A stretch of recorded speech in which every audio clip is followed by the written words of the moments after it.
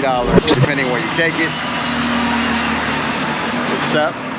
$50 to $60 depending where you take it is what costs you to wash the truck alone. With the trailer, it's another 30 to 40 bucks. Damn trucks.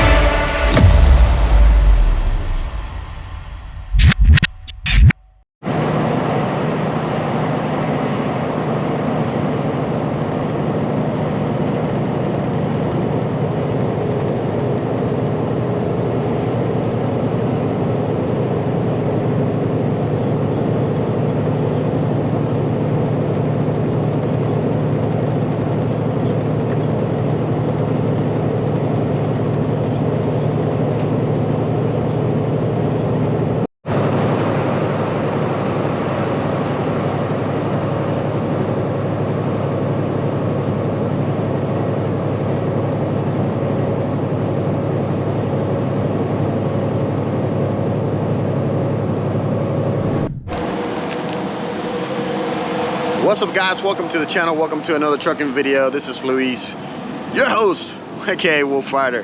How's it going guys? We're continuing from where we left off on the last video. We picked up this installation load from Lake City, Florida. We're heading to Memphis. We're right now parked at a little Walmart off of 231. Just doing a little bit of shopping, getting some food for the truck, save a little money on eating out because that's been our goal. And we'll talk about that probably in a different video, but just when you live 100% out here on the road, you spend a lot of money. Food out here is not cheap for truckers, and spending money, especially for both of us, out on food, you can spend a large amount of money on that you couldn't even think of on a month's course. So kind of just keep that in mind. We'll talk about that when we get into finances towards the beginning of the year, and we'll talk about how it worked out throughout the year. I had to crunch some numbers, do a little spreadsheet, all that kind of stuff for you guys. But once we get our place and we get the office set up, it's going to be much easier to do it there in the truck. So just going a quick overview. You guys, if you've seen and been in the channel for a little while, you already seen me carry a couple of these. It's been a while since we do an installation load, and it's windy, so I hope the mic picks up all right. But I'll go over how we strap it for you guys rookies that are just coming into the channel, how to strap this installation load. The only difference with this one that is different from what I've done, these are small, a bunch of the small ones. So we got total 48 pallets, 24 on each side, stacks, 12 stacks on each side. So these are the small ones. So instead of being able to use a little less strap, we have to use most our straps on this. I got plenty of straps and I got plenty of winches for this load, but if you get a lot of the small ones, you definitely want to be ready for that, having plenty of straps on your truck for that, and winches, and understand how it's going to work out. But let's go over it real quick. So let me turn the camera around and turn the mic around so you guys can hear me as I'll go a little bit of explanation with this. All right boys, so starting with the 4-inch straps. So as you can see, always alternate is the best thing to do. Some trailers and some companies are not set up that you can alternate. They all have the winches on one side. Most companies have it on both sides, so always alternate. I see a lot of guys that just want to go over one side, and that may be just personal preference. It makes it faster for them. They only work it on one side, but the most secure, and the one thing that I did learn, I melt on this, and I understand the techniques behind it, but the most secure part of it is to alternate the tightness of the straps, and the load kind of just evens out in pressure from one side to the other. So these are single, these are not separated, so I had to, like I said, I had to put one strap over each one. You probably in Melton will tell you to put 2 in the front one and 2 in the back. In this case, you probably wouldn't even be able to do that because you use a lot of straps, and no need. I mean, this whole load weighs only 8,000 pounds. It takes a whole trailer and a little bit on the back, as you guys will see, but it's only 8,000 pounds. Not even 8,000. It's under that to be exact. But you have one strap. I got edge protectors on each one on both sides. Now the trick with installation, guys, if you haven't carried these before or you're coming into trucking, is that they don't weight a lot, and because they don't weight a lot, it's installation that's foam. You can't put a lot of pressure on these straps. There is a little bit of pressure on here, as you can see, I will go tighter on other things for sure, but I don't know if you guys can tell, and I don't think you guys can tell because of the GoPro, but there's only, I tighten until I see a little bit of the plastic on top of the edge starts, you know, squeezing down, and that's it. That's where I stop. I just want enough pressure to hold it steady, not pressure like you will do with steel or anything else heavier, because this is insulation. It's foam in there, and it will break and you will damage your product more than benefit you. So no need a lot of pressure, just enough pressure where you kind of, you see, putting a little pressure on the top level. That's usually enough. Now the big crucial thing on these is these X's on the front and the back. A lot of guys don't put it, but if you do insulation, you should. So you got, I don't know if you hear the fan from my APU unit, but you got the X's. I throw them basically across, so it's a 2 inches. This is why you have you need at least 4. Hook on the bottom.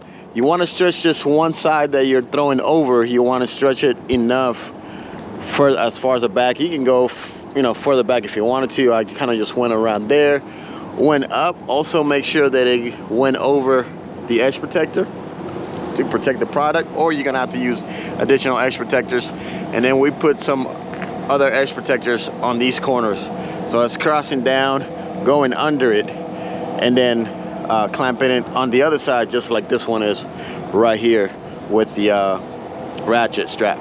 So it just goes over, under, pretty tight. And these are pretty tight on here. Again, the same thing. Actually, I just noticed we lost an edge protector up there. It did get a little loose. Yeah, usually what happens is, yesterday was very windy, this morning, last night, and when you start driving them out, they'll kind of squeeze together with the wind. The wind is going to hit this top front area.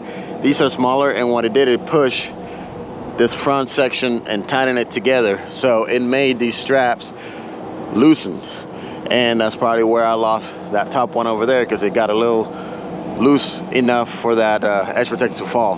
Not a big deal. I did tighten it, so it is what it is at this point. I'm not gonna mess with it just to put an edge protector, but we lost one up there, so those are things you gotta watch out for. So this is real trucking, but that's not gonna be a bigger deal. It's not that squeezed, but I just tightened it this morning to make sure it was solid enough to hold it in place.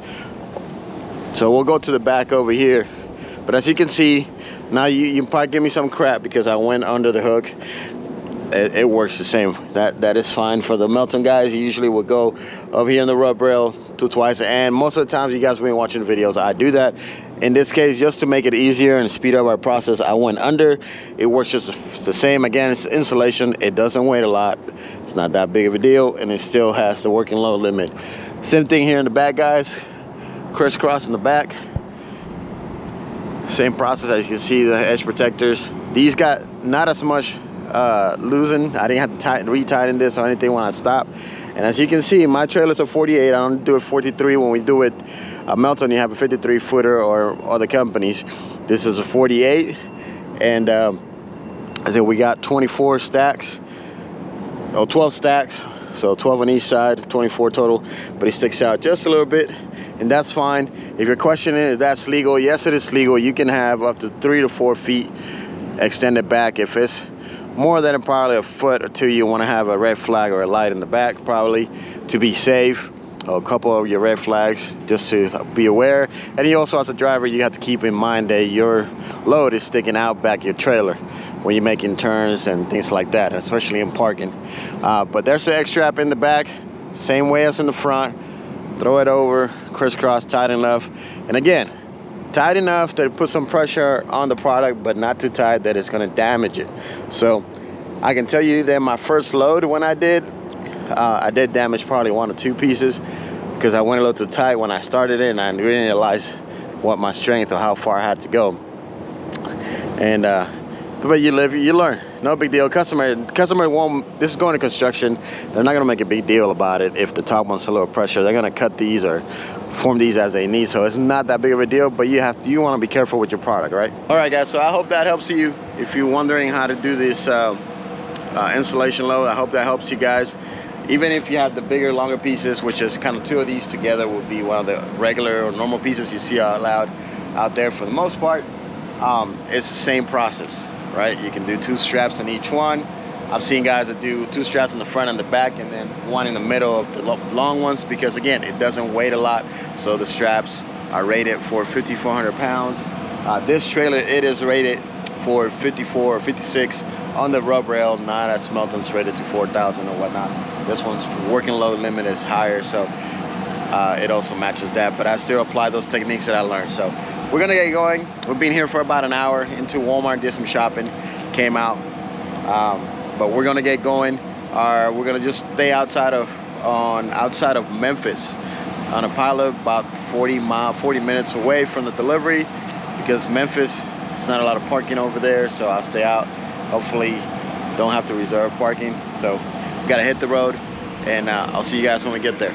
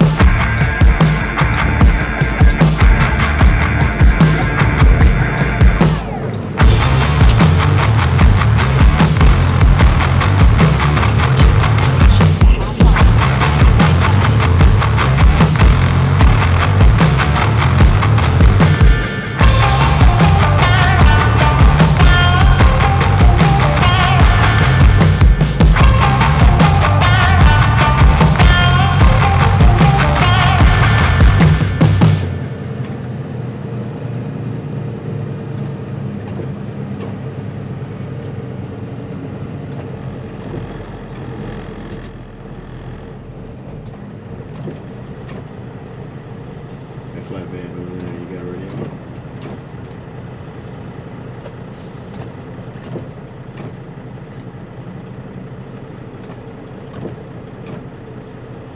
Hey, good morning. This is Luis with Tennessee Steel Haulers. I'm out here where the truck entrance for the Amazon warehouse is. I see another flatbed down here. I'm not sure if it's waiting for any particular reason or it's supposed to go in.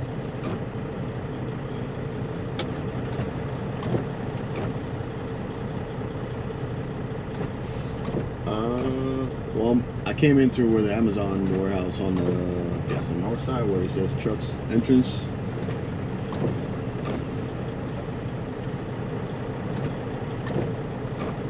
So the opposite side of the warehouse, basically. What's up, guys? So we dropped off that load of insulation. We're here in Blytheville, Arkansas to pick up coil. I am truly glad I did not, inside and wash the truck anytime earlier because we just hit their roads. If you can see it from here.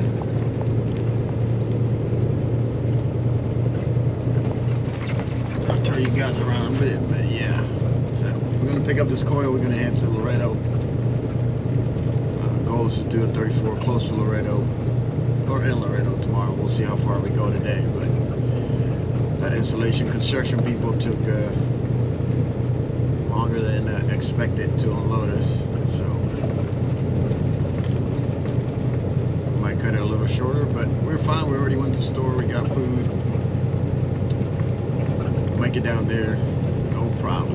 So let's get through this muddy part and get with you guys afterwards. Don't think I'll be able to film in there, but it's raining, it's muddy.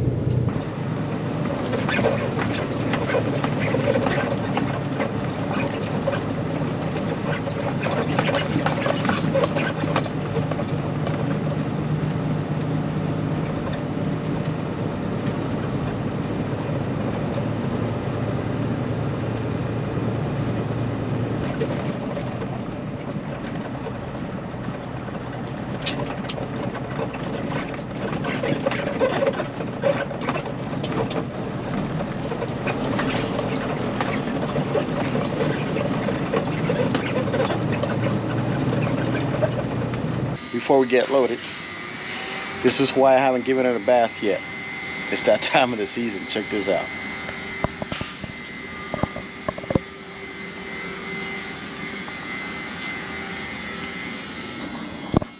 It's just a little dirty, I think.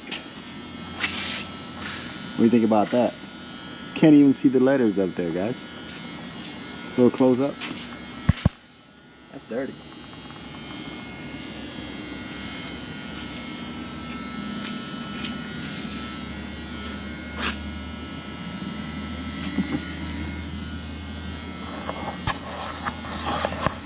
Yeah, that's why I haven't given her a bath, because we'll give her a bath probably after this. I was trying to wait till next week, but this is way too nasty. Whew. What's up, guys? How's it going? Oh, fly got in. Quick update, guys. Hope you're enjoying the video. I'm really not sure how much I've recorded for this particular video. Honestly tell you, I got a couple ones to edit with this one.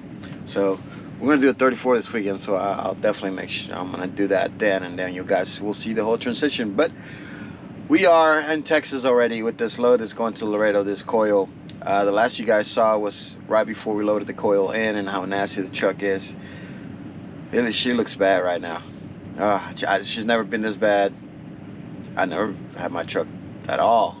Real bad, real bad. I'll show you guys a little bit.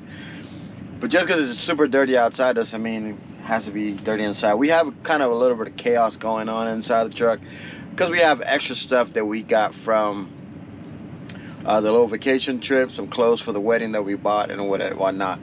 So that's in the truck as well, in the front seat, really right in front of me right now, and it's taking a little more space because of that. But we're gonna be moving in our place, and what's today?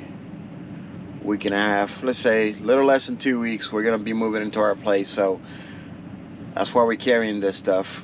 Once we drop the truck off for service to get that damage repaired, which I know I haven't talked about, but I will talk about before the end of this video. Right before that gets dropped off, or when that gets dropped off, then we'll take all this stuff out of here. Yeah, so it's a little bit of a mess. I'm not gonna show you the whole thing. It's still Nyla's getting her shedding for the winter. She started like 2 days ago, and while we stop for my 30-minute break, I'm going to vacuum right now, so you guys gonna get a little noisy right here watching me vacuum a little bit, what I can show you. Yeah, let me vacuum this up, guys. Nifty vacuum out here.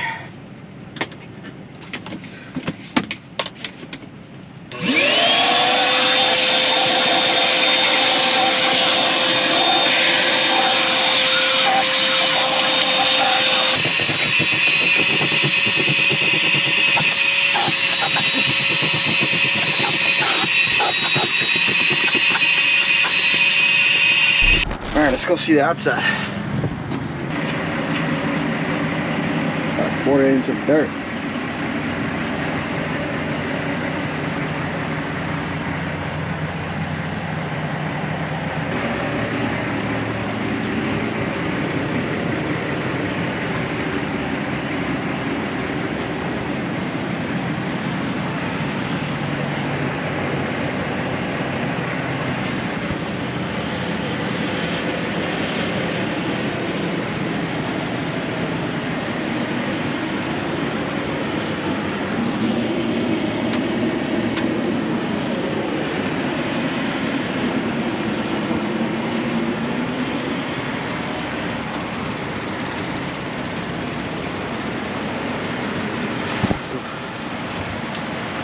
Yeah, that's our little montage. You guys get the drift, right? That's on both sides. I just show you one side of it. So yeah, she is definitely nasty. Nasty.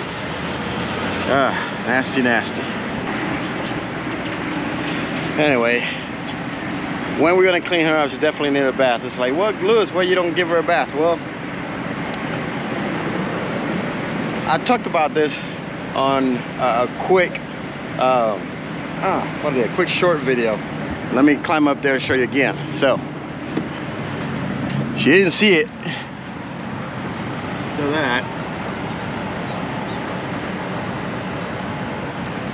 so that damage right there, a dent right over there. I don't know if the camera is gonna catch it, and possibly it chipped on my glass, my windshield. That's loud over there. When I was going to Oregon, long story short, two guys lost some freight out of a regular trailer with a small company or their own company truck. As they were passing me by, they lost some pieces of wood and it slammed into the bed. Go figured, after 15 miles of chasing them down till they finally stopped, and they, I guess somebody flagged them down, or they realized that their strap in the back was loose. Try to find the best lighting. Sorry if I'm moving you around. But when they figured out that their strap was loose, anyway, they stopped. I stopped behind them. We had already called the cops and the troopers because they 15-20 miles chasing them down. They had not stopped. Anyway, they finally stopped. Come find out, troopers came, all that. They didn't have insurance. No kind of freaking insurance. Super irresponsible. Two Hispanic guys, not Latin, Hispanic guys. I tried to talk some sense into them, try to work something out. God knows. Anyway, what's gonna happen? That's why I went when I was in Sacramento from Washington. The truck, I stopped in the Kenworth body shop dealership in Sacramento. Had them give the estimate so I could send it to the company and the insurance. And basically, I am gonna be on the hook for $1,000 deductible to get the truck fixed, which really sucks. But I have no choice. That's the only way to get a truck fixed. And Tennessee Steel Haulers policies, you have to get it fixed while you're on the lease purchase. You have to get the truck fixed as soon as possible. So in the middle of that, we are moving. In the middle of that, the truck needs to PM by the 5th. So we have the PM set up for the 5th, but I asked them to give me till the 10th at the latest to come back and drop the truck to the shop to get those repairs done. So that's the plan right now, so we can have as much income as we can. We have some money saved up, but we did use some of our savings during this last couple of breaks, because we spent a couple of weeks just on breaks, a wedding, and visiting my kids in Sacramento was the best choice before we moved to do that. I also did some repairs on my motorcycle that needed done before we transport them back to Tennessee. So you know, we spent a little more money than we planned to. So everything will work out at the end of the day. It is what it is. It's life. So live, you learn, and we keep on moving, right? So anyway, that's the plan. That's what's going on. So, but because of all that, I don't want to spend, you know, washing the truck. If you don't know, the truck alone, you'll spend around $50 to $60 depending where you take it. What's up? $50 to $60 depending where you take it is what costs you to wash the truck alone. With the trailer, it's another $30 to $40. Damn trucks. $80 to $100 is what we spend to wash these trucks, and I don't want to spend that twice. So I wanted to have it as clean as possible before the PM, but I don't want to spend that twice. So it's why I'm not rushing, like right now, going out and washing it right now while it's a beautiful sunny day in Texas. I was hoping for a little rain on the way down, but it's not. Now it's beautiful in the 70s. But that's why I haven't washed it yet. I'm not gonna wash it till I deliver this load in Laredo. What I'm thinking is I'm gonna get the wash after I deliver this coil, the next load getting out of Laredo, then I'll wash the truck at that point, and I won't wash it again. So hopefully I'm not picking up in any dirt crap for the rest of the week again. Not this bad. That's what I'm hoping. But anyway, let me finish my 30 here, guys, get something to eat, and be on our way.